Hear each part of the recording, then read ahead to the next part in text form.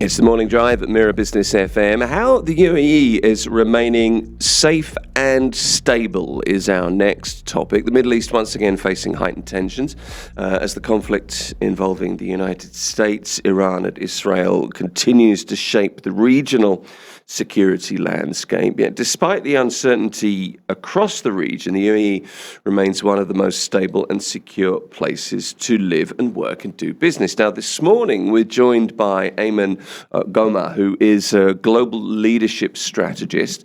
Ayman comes from a military background and he's worked across different regions and has seen firsthand how countries respond to crisis and geopolitical pressure.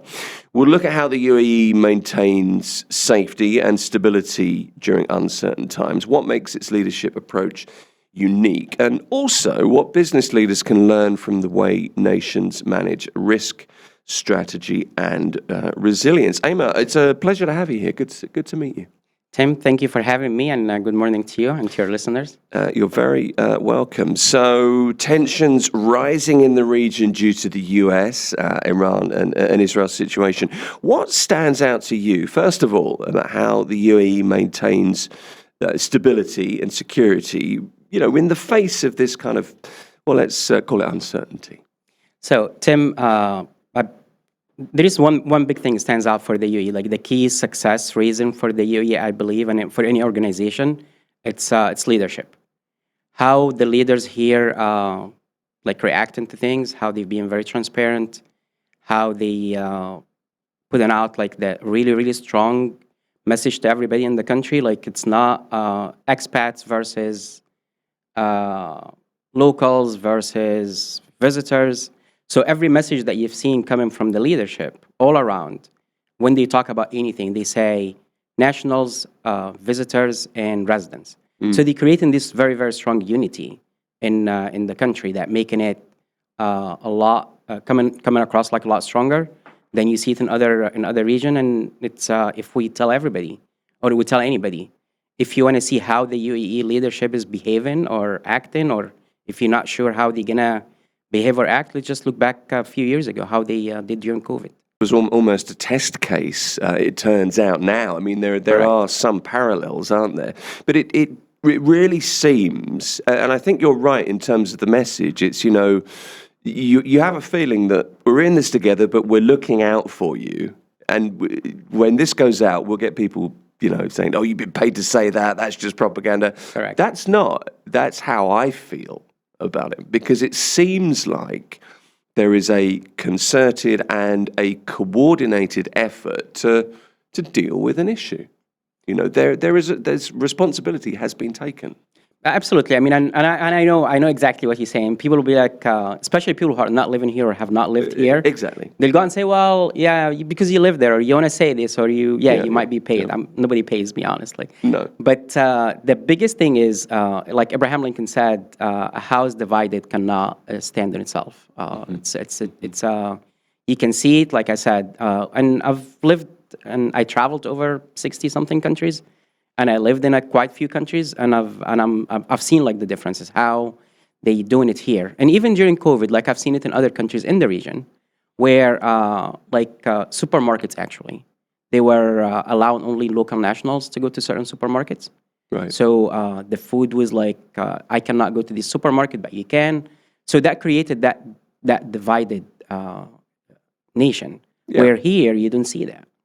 No, you don't. You really don't see that. I mean, can I ask you a little bit about your military and your leadership experience, global experience, 60+ countries. What are the key elements, do you think, that make a country resilient during a tense time?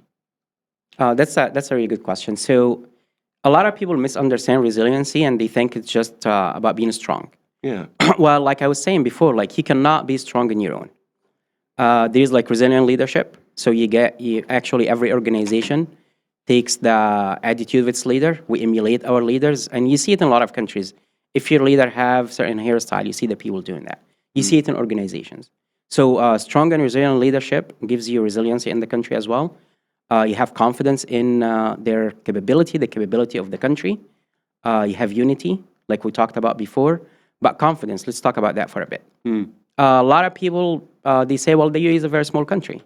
Well, so far, how many missiles we've seen actually landing in the UAE? So they really have a very strong defense mechanism.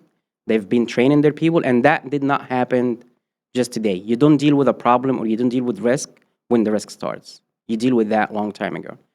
You can see the strategic thinking and how they've been thinking about this and training for this for a long time. And again, let's go back to the parallel with COVID.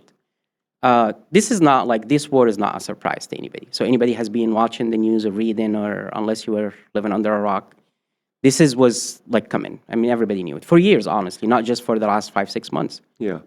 So during COVID, how we dealt with food security here, and COVID was a surprise. So you can see here that this is not a surprise. So I'm sure actually they've been training for this and planning for this. So if you look at that, how resilient the country is, it comes again from how strong their leadership is and what the message they're doing and how much they planned for it. The UAE is often described as calm and decisive in its approach, particularly to regional crises.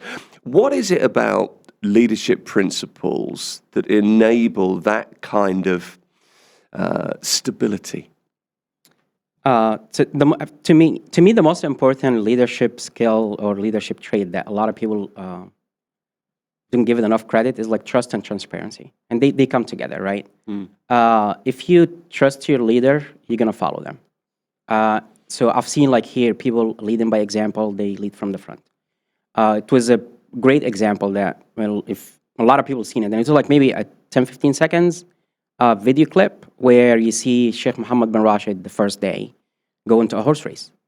Yes. And he walks in actually dancing, which is an awesome thing. Yeah. So that sending a message to everybody is like, hey, we are calm, we are confident, we know what we're doing. And then take it to transparency. They not, like right now with social media, with everybody's talking to everybody, and if you're not transparent, people are not going to trust you. So you see them actually on TV saying, we got hit by this many missiles and we stopped this many missiles. We stopped this many drones. We have 3 drones actually we didn't stop. That transparency creates even more trust because people know it. You're not going to hide it. So when you see your leaders doing that, it gives you enough confidence in their leadership style, in their how much they're taking care of you, how much they will pay attention to the country, and they're not leading the country from another country, because we've seen it before, where I've seen it personally actually, in some conflicts, the first day the conflict starts, you see some leaders leave the country. Yeah, for sure. And here we haven't seen that. We've seen them, they stay in here, and I go around by the beach every day at around 4 o'clock, and it's great, and I see people really running and taking pictures, and so that shows you how resilient the country is. I think you're right in so many ways. There's so much confidence that's been inspired by His Highness Sheikh Mohammed bin Rashid at the horse race, or His Highness Sheikh Mohammed bin Zayed in Dubai Mall with the Crown Prince, for example. And you kind of look, and a cynic is a bit like, oh, but then you realize that actually these are people out doing things that we all do. We're all in this together. This is leading from the front, and that's really the point, isn't it? And this transparency and this trust has been there from the very beginning. We're all aware that there have been missiles and drone strikes, but we're told exactly the numbers. And actually, by revealing the success of the numbers, or relative success of the numbers, that inspires more confidence, I guess. Absolutely. And the other thing too, like I said, with how social media is now and all of these rumors going around, they actually they took the problem and they faced the problem head on. They have the MOD. They announcing that every day. You can follow them on Twitter. You can follow them. I don't use social media. Do you not? I don't. I just have LinkedIn. I don't use any other social media. Okay. But my wife tells me what's going on. That's a pretty good way of being updated, Ayman. That works. Yes. My wife knows everything. So, but the one thing is, like, again, leading by example is when I see, and this is not just now, honestly. I've seen it personally, and I've heard it from other people, where you could be walking around Dubai Mall or Mall of the Emirates, and Sheikh Mohammed bin Zayed and Sheikh Mohammed bin Rashid would be walking there, going, sitting down and having coffee. That's sending a very strong message, not just during war. So if it's happening only now, people will be like, oh, they putting up a show. Well, no, it happens in other times. Few years ago, I was in Abu Dhabi going to have a sandwich with somebody, and we're sitting there, and Sheikh Mohammed bin Zayed walks in. Nobody pushed us around. Nobody said, hey, clear the area, do this, do that. No, absolutely not. Coming out of Jumeirah Beach Hotel one time, and I see a car coming in, and the car stops, and Sheikh Mohammed bin Rashid coming out. That shows you actually their people love them, and they trust them, and they trust their people, because you see it in a lot of other countries where if a head of state walking around, they clear the street. Yeah, it's a very different. They would have cleared the entire Dubai Mall if it was in a different country. Yeah, that's probably true. But I think, you know, again, people may watch this on YouTube and think, oh, no, that's not the case. But it is genuinely the case. I've been at this is many years ago, I was at a noodle restaurant, and Sheikh Mohammed bin Rashid came in, sat down, and just had dinner. It's not unusual. You know, the good thing is, I have a friend of mine, they were having hot chocolate and coffee in one place in Mall of the Emirates. And both Sheikh Mohammed came in, Sheikh Mohammed bin Rashid and Sheikh Mohammed bin Zayed. And then when they left, I guess they paid the bill for everybody there. So if it happens to you, bonus, you might get a free coffee or a free lunch. Is there such a thing as a free lunch? No. No, there isn't now. Look, this does inspire a certain level of confidence. And as you point out, this is leading from the front, which is obviously so important. Internal sentiment here in the UAE remains kind of focused on resilience. How does military-style communication, from your knowledge, you know, being resolute but defensive, help a government maintain that public trust? Being decisive and being transparent. So when there are issues like this, and again, you see like the military, they have a spokesperson, you have a guy in uniform actually that was talking to everybody. So, and the military, one thing about the military is like being precise. Don't talk too much. And make sure that your action actually speaks louder than your words. So when I go and I say, hey, you know what, we took down 300 drones. Show a picture. And they did. Right, okay. So lead, again, action speaks louder than words. Just make sure that your actions and how you walk, and even when Sheikh Mohammed walking in the mall, Sheikh Hamdan bin Rashid bin Mohammed is the Minister of Defense. He's walking next to him. He's walking in his left. That's a military thing, by the way. So if the person walks on the left is the person who's junior. So they showing the unity. They showing that they send in a very strong message. The structure as well. Yeah, it's not. This did not happen. Where we at now? Like I told you, since the whole conflict started, I didn't change anything of my routine. I still go run. I still go run on the beach. I've seen a few police cars more than I used to see, which is great. They send in a message of, hey, look at you. We are taking care of you. My routine didn't change. This did not happen by accident. Where we at today, it's that the planning and they've been prepared for the last 50 years, honestly. And I'll give you a few examples about the UAE military in a bit, but later in the conversation. I'll come back to you on that then. So, look, the UAE Ministry of Defence has reported almost 100% interception rate. It's a very, very high interception rate during the recent attacks. So, nothing short of remarkable, really. From a leadership perspective, how does a nation, and this relates exactly back to what you've just been talking about, but how do you build that level of kind of quiet readiness? Because we're not aware of it living here. That this kind of level of, what's the word? This perception of a potential reality. So you've got this kind of quiet readiness when daily life is ongoing, but there's this really sophisticated defense shield in the background, always there. But I had no idea of just how effective it was going to be. So for military readiness, it's a catch-22. So it's very hard. I can't. It's OPSEC. It's operational security. Right. Security. So I'm not going to go and say, this is what I have. because then you send in the message to the entire world, this is what you have. So in a war, you cannot be the guy who's just showing all your cards. Sure. And at the same time, you want to send that confidence in the message to the people who are ready and who are prepared. So one thing I didn't tell you, like when I was in the military, so I was in retired U.S. military, 21 years. And one of the jobs I had, I actually did an assignment here in the UAE. Okay. So I worked in the defense attaché in the U.S. Embassy in Abu Dhabi for a couple of years.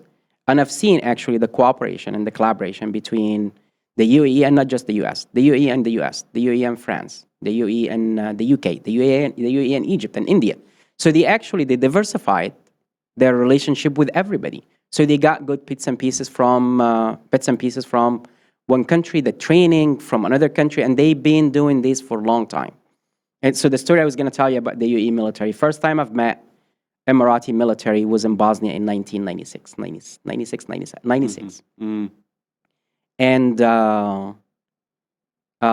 they, small contingency, and they seemed, again, like, a country still in preparation.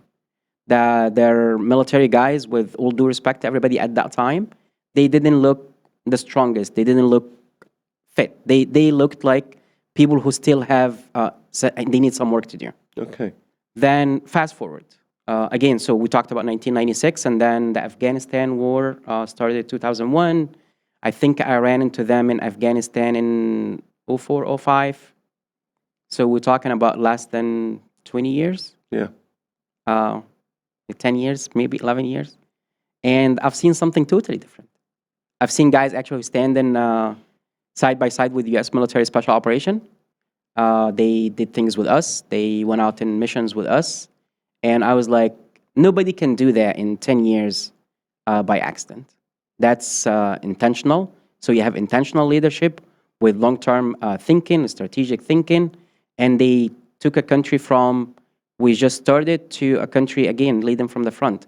Again, we got to realize that it's a small country, but it's a big player. So you don't have to be the biggest guy in the room to have an impact.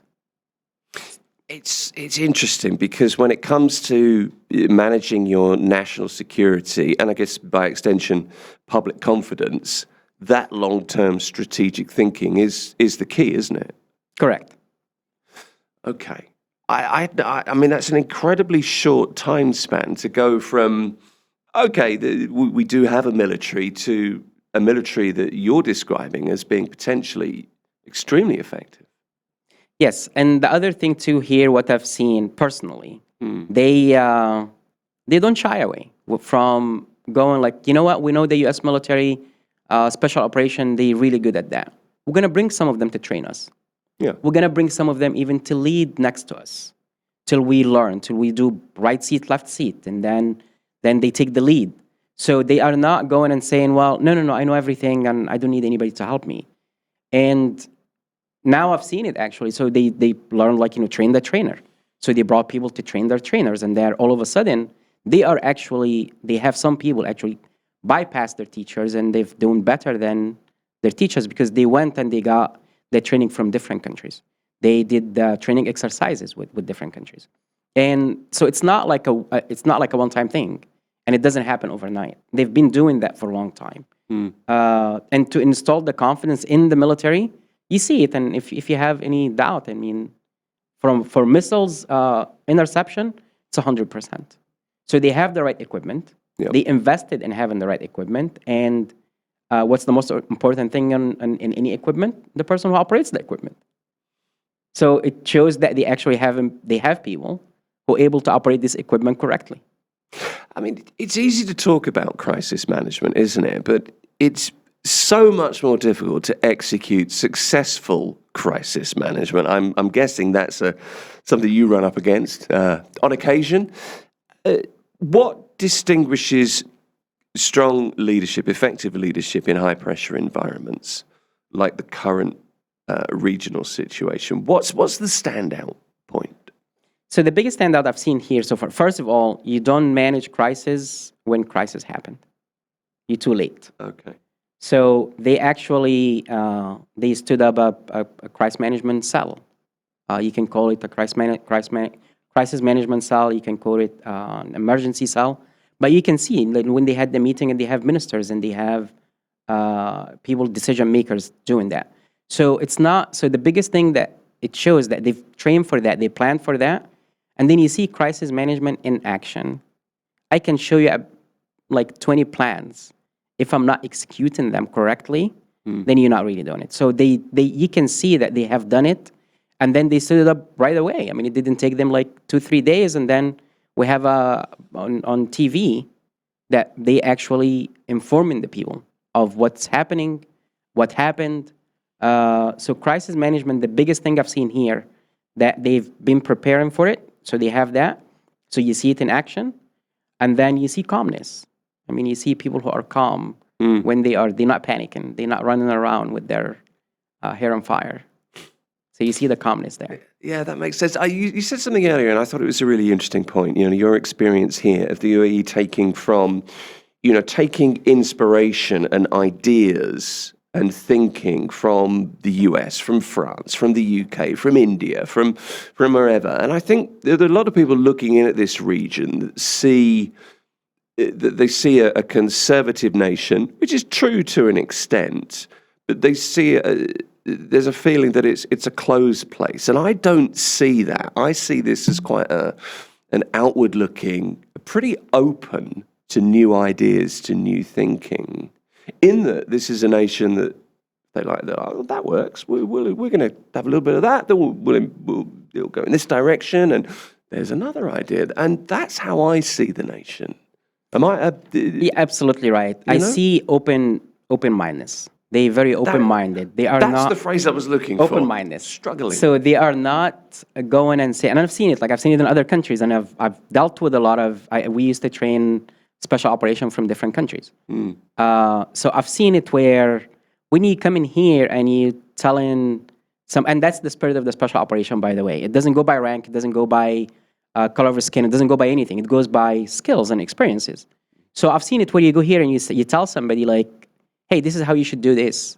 He's not going and saying, you know what, well, actually, I'm older than you, or I'm higher ranking than you, or this is my country and it's not your country. You don't see that. So that's how you learn. That's how you're very open-minded, and you're very open-minded to bring people from the outside and you take from them and you listen.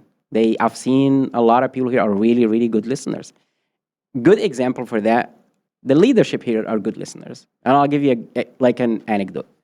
So it's during Ramadan now. So they have the cannon, and the cannon fires every day, every evening when it's iftar time, when people time to break their fast. Yeah.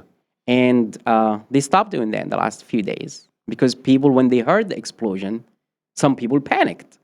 And they thought this has something to do with the war. So the leadership, immediately, they were like, this is actually, maybe it's not the right time to do this. Let's stop this. So the leadership listens to, and the people who panicked, by the way, were non-Emiratis. Most likely they were expats because they didn't know what was going on. But there was some social media bits of footage about that. So immediately that they realize there is something and they take action. They listen. That's interesting. I've been reading a little bit ahead of having the chance to talk to you. I was reading a little bit about military strategy and the OODA loop, which I'd never heard of before, this observe, orient, decide, act, and how important that is in military tactics, in military thinking. How's the UAE leadership demonstrated this kind of speed of decision-making to prevent regional instability from paralyzing the domestic economy? Because that's really what we've seen. So again, I think, first of all, I mean, I guarantee you, before any big military operation like this, there are a lot of coordinations within the country itself that they're going to do the attack, and coordination with people who might get impacted, and especially if they are allies. So there've been most likely that have been coordination, not coordination in attacking. So I don't think the UAE or any of the Gulf states actually attacked Iran. I don't think they have attacked them yet, although Iran been attacking them left and right. But most likely there was coordination there. So they observed what's going on. They observed like, hey, the US is talking about this, Israel is doing this, Iran might be doing nuclear weapons. So there's a heightened level of awareness. There is a heightened level. Right. And then for that, they start preparing. And you can see that because as soon as things happened, there were actions taken. So the air defense or the space defense in the country here was ready.